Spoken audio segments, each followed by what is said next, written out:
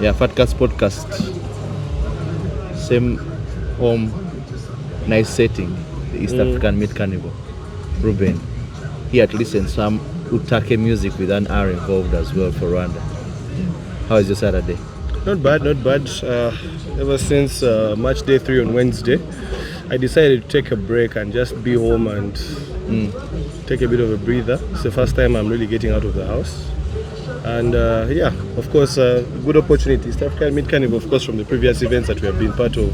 So the food is nice, the vibes are nice. Of course, waiting for the boys to check in later on. So much about it that's so good. So, and it's just a chill Saturday vibe that doesn't require you to overdress sometimes. You know, you're a brunch guy. You like things of overdressing. Brunch is it's brunch. Chill. It's just relax. So yeah, it's my kind of thing, really. No, I think we should talk to the man in charge. That's Paul Ngure. Is there a dress code? We want to chase guys with their funny socks from here. So tell us about the East African Meat Carnival. Okay, Paul here, General Manager. Meat Carnival is one of our best events. Okay. And it's a free event, no dress code. Come in your own chill mode, enjoy the best nyama choma in the world. Like, so being a Kenyan, definitely you are the right place for every single kind of nyama choma. Chicken, pork, goat, we are doing it the right way. So in terms of nyama choma, you are the right place. This is a home. What was ideally how did this idea get birthed? How did it start? It was basically from the idea of having a borderless neighborhood, bringing all the countries in East Africa together, and now with the new entrance, Rwanda. So it was basically having a meeting for where people can meet in East Africa and enjoy the meat prepared by different chefs in a different manner. Yeah, that was basically. We can just maybe go a little bit in the detail of what someone that is coming for the Meat Carnival should expect. Take for instance, of course, I know I'm going to expect, I think for this particular one, Saluda is coming and so many other DJs, AO Marcus. But then from the food point of view, what should people expect and which people do you work with to make sure that it is a different and unique experience? Okay, starting with the music end, I would say I have the Saluda, the renowned DJ. I have DJ Jealous on board. I have DJ Mr. Cream. I also have AO Marcus. And these guys will do quite a variety of East African music. Kenya, Tanzania, Uganda, Rwanda. Now inside of the kitchen, guys who love their chicken is available on the menu, only at 20,000 a quarter piece. We have also the pork rack. People who love eat Ugandan, these are pork eaters. So definitely they are in the right place. We have Talk the right to Edwin meat. directly. Exactly, Edwin. I can see the effects of pork. Doing it right. Yes, so of course with Kenyans in the house, we are known for nyama choma, goat specifically. So a whole goat leg at only 45,000. A whole goat? A whole goat leg. Goat leg, okay. So you have the perfect plate on your menu. And then also to combine all these meats together to accompany the East African spirit, we have the platter, which has all these meats now combined together in one plate. So basically that's our menu for today. And it will be here every other single Saturday end of the month. Yeah, last Saturday of the month. Last Saturday of the month, yes. Yeah, that's very, very interesting. Of course, I've attended 3. I don't know how many you've attended. I've attended 2. 2? Yes. Yeah, but it's always a vibe. Of course, the people are checking in. At the background, people are finishing up with the setup and everything. Some of the nyama choma is already set. And definitely, it's never too late to check in. For those that are just watching this right now, you can still check in. But yeah, I think that's pretty much it. Besides the East African Meat Carnival that we have talked about, maybe in summary as we conclude, walk through the people on a typical week, what they can expect from the Gardens Najjera. Every day of the week, we do have something giving, something special, but it's very unique. On a Monday, we focus on the corporates in this world. Anyone who is coming from work, please branch off Gardens on your way to home. I mean, have a very easy Monday. Corporate music. On a Tuesday, we do the quiz night. We also have people who love karaoke. Sing along. We do have karaoke on a Tuesday. Wednesday, reggae people. This is the home of reggae. So on a Wednesday, come through and enjoy your reggae with Blaze. On a Thursday, our best night.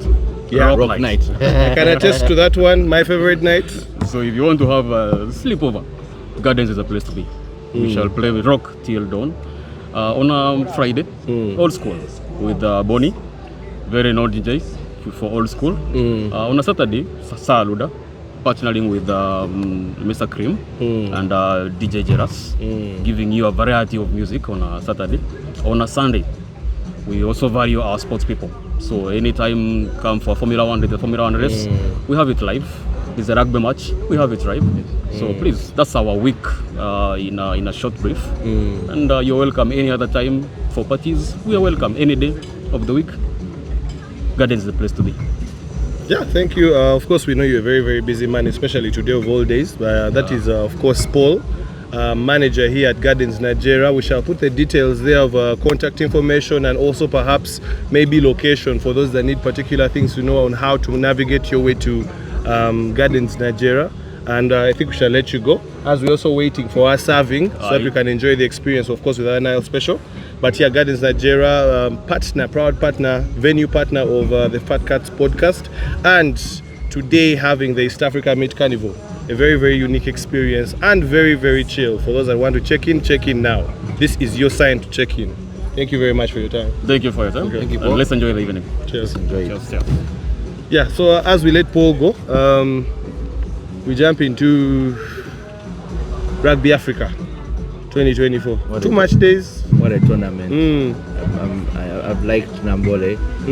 I've liked the experience of the broadcast. I wasn't at Nambole on Wednesday, but you could ably follow everything without any disruption. It was very crisp and clear. So very much special thanks to Kao and NBS Sports for coming through with that. The broadcast has been very clear.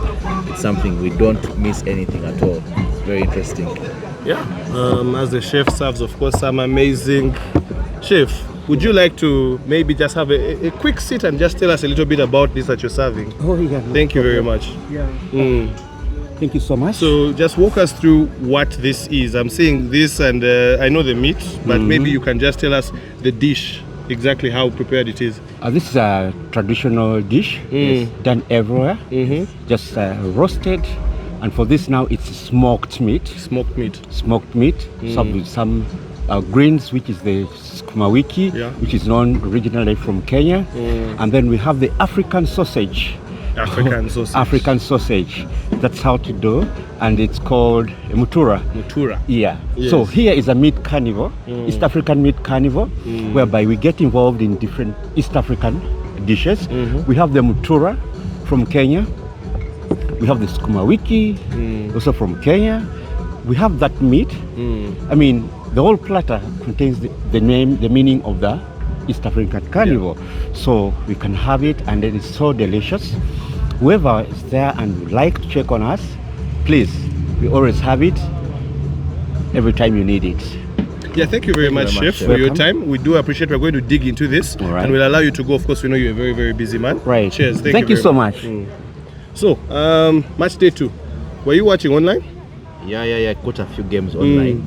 I think noticeably is obviously a game involving Uganda, and when you see Uganda play after that disappointing game against Zimbabwe, Uganda really needed to step up and act up.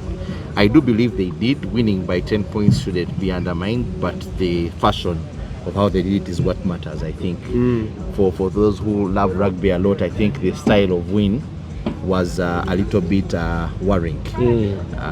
We played the Burkina Faso's team that was opening us on attack. They were very, very, very easy getting through the gaps, and I think they always used the opportunity to get the mismatches.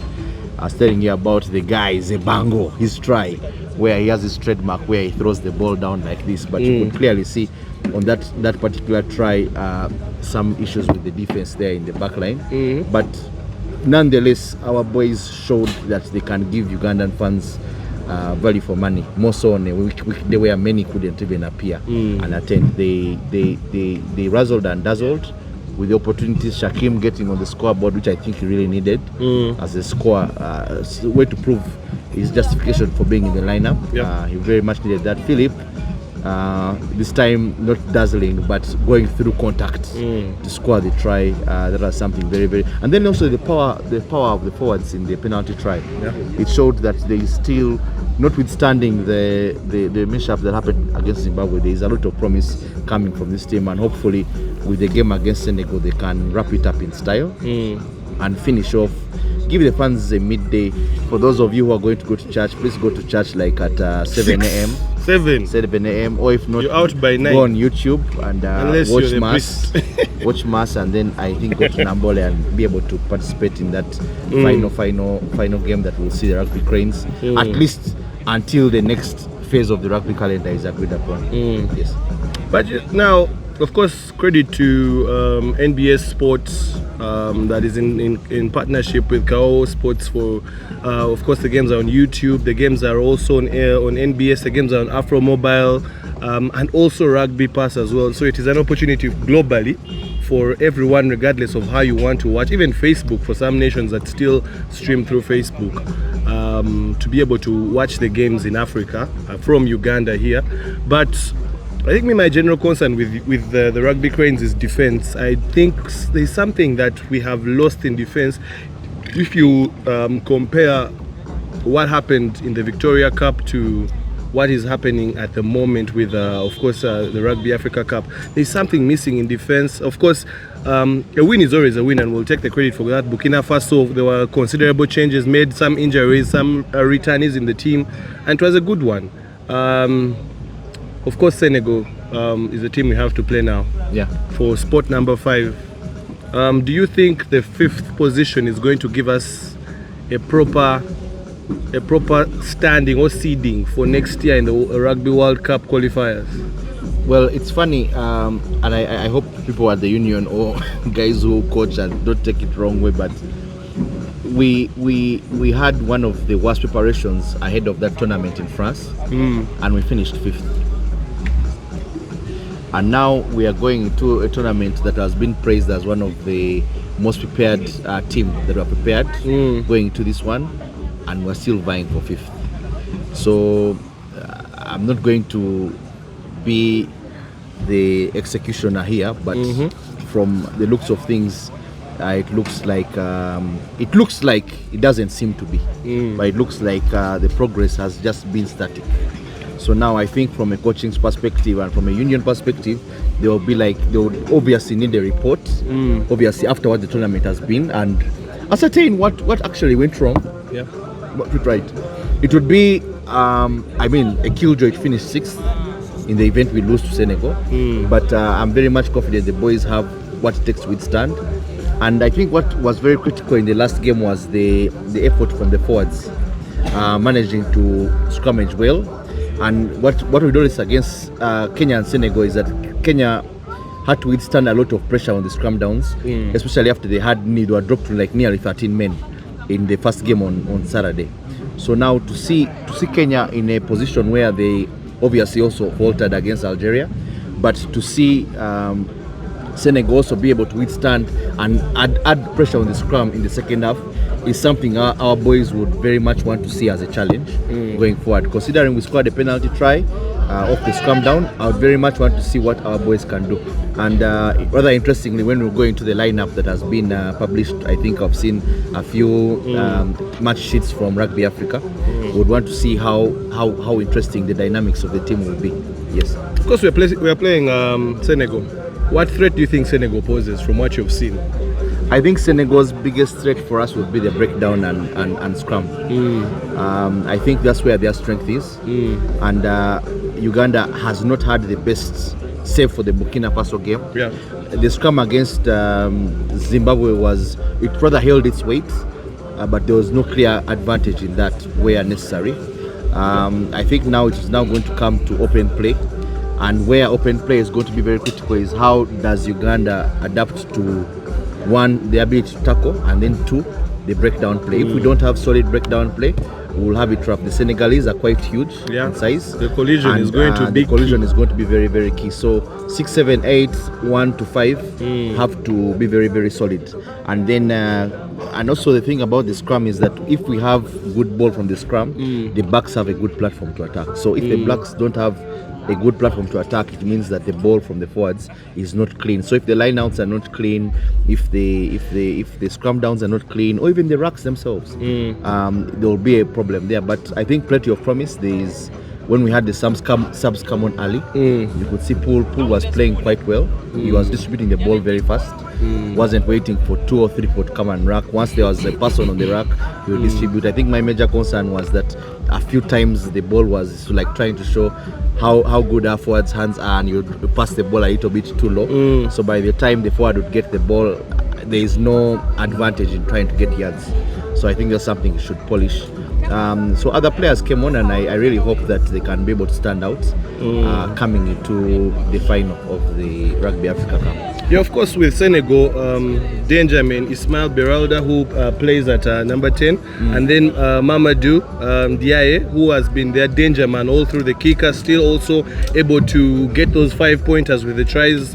2 men to look out for in that particular encounter, as we see who's going to finish 5th and 6th. Of course, technically they'll be playing the winner and loser depending on who finishes where, between I think that is between Algeria, between Kenya and Namibia. Kenya and Namibia. It's very surprising to hear Namibia not in a final in an African tournament. But anyway, let's look at that lineup before we leave this Uganda encounter in particular. Yeah, so the lineup basically, you have the front row.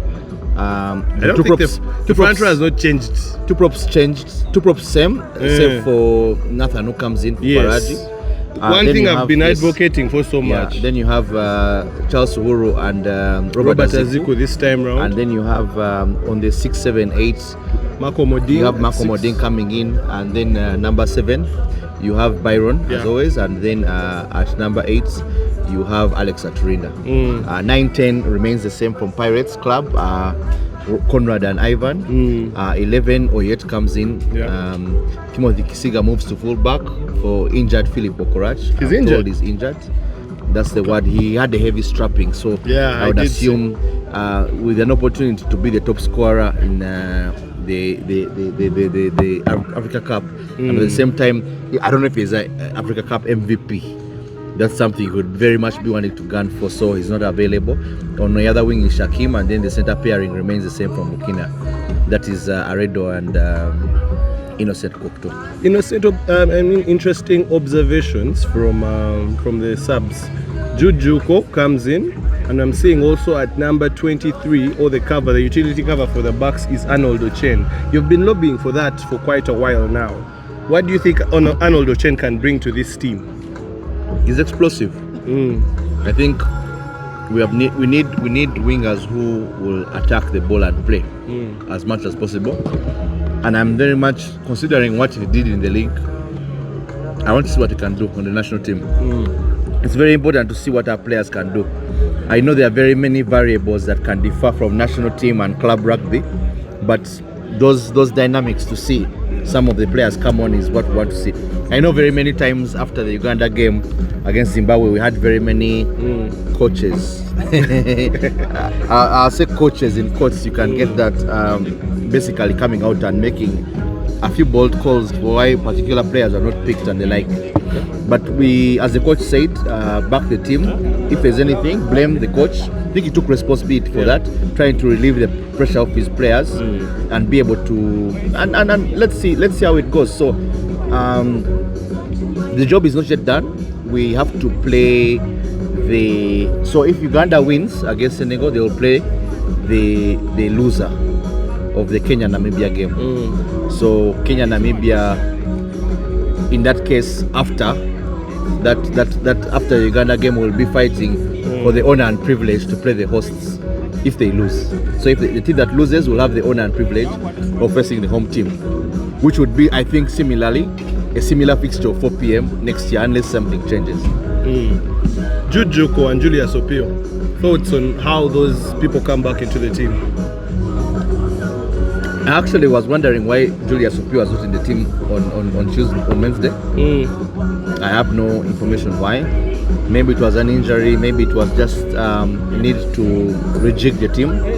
But to see Opio back is something comfortable. The lineout is easily stable now, though he comes off the bench. So he comes with that firepower off the bench. Juko Jude, obviously, there have been chances. Is Faraji Odugo injured, or it's just I think it's a the different mindset? I don't know. I don't know if it's an injury or it's a mindset or maybe just getting an opportunity to play. I don't think that's the case, but I think Faraji has thrown in his heart very well. Played not the Faraji way would expect. Would expect more from him, but we'll, with time we'll be able to see how he can go. Juko Jude has the opportunity now to show his explosiveness as well as his throws, the dynamic of throws. Nathan and Juka are big boys, so to see how they will fit into this team, more so against big Senegalese players, is going to be very, very important. And what you would especially want from Juko is to be a hooker who can be a loosey as well. He has played loose forward for Eagles, so would very much want to see that operation work rate.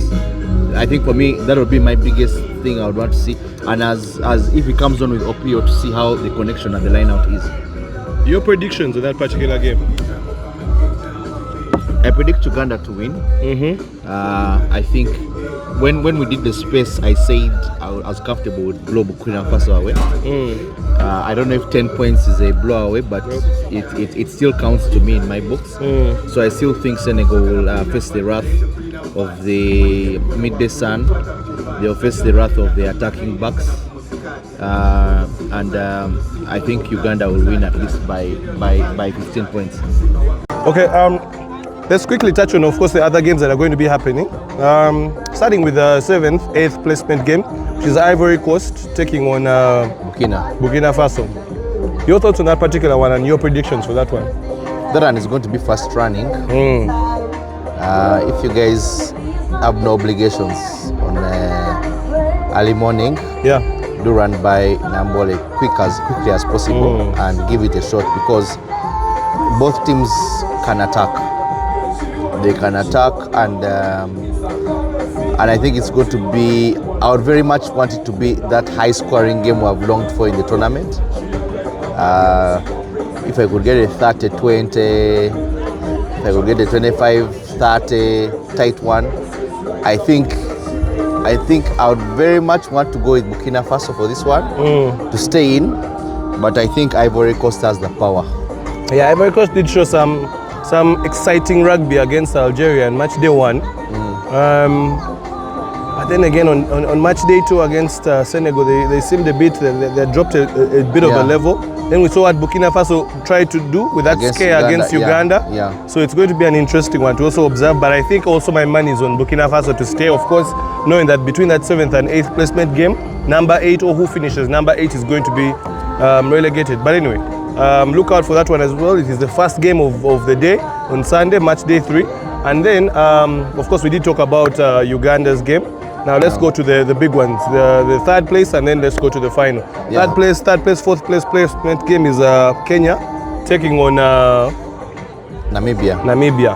I'm still not getting the hang of Namibia being in a 3rd place, 4th place game. I'm so used to them being in finals. But yeah, that's the shock of that's the shock of removing a dictator. You also get shocked as well. It's like a shock that shakes you, and you're like, oh, of course they didn't bring their strongest squad. A lot of youngsters that were added into this squad, Namibia, that are supposed to be probably incorporated into their full squad that we saw prior to this tournament playing a friendly against Portugal as they prepare for next year's World Cup qualifiers. What are your thoughts in that game? Of course, we also did see Kenya being a bit, I don't think it was the kind of Kenya me I'm used to. Kenya is usually lethal, physical, and there's nothing very exciting about what they do, but basically they get the job done. This time round they looked very indecisive, and they look like they didn't have that aura of a Kenyan side, the Simba's side. What are your thoughts on that game and what are your predictions? Kenya didn't score any point in the second half after leading Algeria in the first half, so you get worried when I think Jerome Paota must be quite worried seeing how his troops did not manage to get one after having a very nice try by Belda Dogeta, which is I think contending for try of the tournament. Him and Eugene Sifuna are top try scorers in the Rugby Africa Cup. Yeah, so you can see the quality they have and how it has dropped in that particular half of rugby. Namibia very much testing depth a year ahead. That's the luxury and privilege they have. That I think their main aim was to test as long as you don't get relegated. Yeah. Because they do have the quality and the players who can get them through, no matter what seeding they'll get. So again, Namibia will have the opportunity and luxury of playing their young players against top quality opposition like Portugal, Blue Bulls, Kenya and Zimbabwe. Experience that many other countries in Africa don't get. So I think that is very important. For Kenya, I think they'll very much be wanting to redeem themselves and finish third. And I think Kenya will very much be striving to finish third so they can dodge Uganda. Okay. Yeah. That's a very interesting one because it's been a minute since Namibia finished below the top 2 in the Rugby Africa Cup. But of course, going to the final, Zimbabwe taking on Algeria. Algeria has been very, very, I want to say, particularly organized in the way they play. Their structure is clear, the way they want to play is clear, and led by, of course, Julian Caminati, their talisman, 38-year-old. He has had quite a journey in rugby across the world, but he comes back with a wealth of experience. On top of that, Zimbabwe, it has taken 22 years for them to beat Namibia, but now they are in a final. They have shown us an exciting group of players. But interestingly, there are rumors that those players, especially the professionals, won't be in the final because of the call from their clubs to return. So, of course, with those rumors in mind, what are your thoughts and what are your predictions as we start to close? Yeah, I think we saw a lineup of, I think, was it one of the lineups for the Curry Cup? I forget the team, but one Dungu shared that with me, where Mavasere for Zimbabwe, I think one of their loose forwards is second row. Second row is not going to be around. He's been named as a sub for his team in the Curry Cup. So you can imagine that level of loss, if that's the case, in respect to that. But still doesn't do away with the fact that Zimbabwe has earned its right to play in the final. They blew away Namibia in a style we had never seen before. Tapiwa creating one of the tries also of the tournament there. But I think Zimbabwe going into this one will have nothing to lose.